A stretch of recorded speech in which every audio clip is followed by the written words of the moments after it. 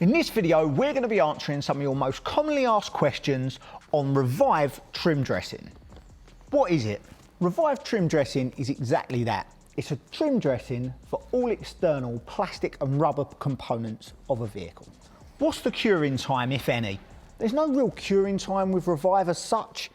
We like to apply it by putting it on all of the parts that we're going to use it on, and then going back round and buffing it off after. That's kind of adequate to let it soak in and do its thing. How long will it last?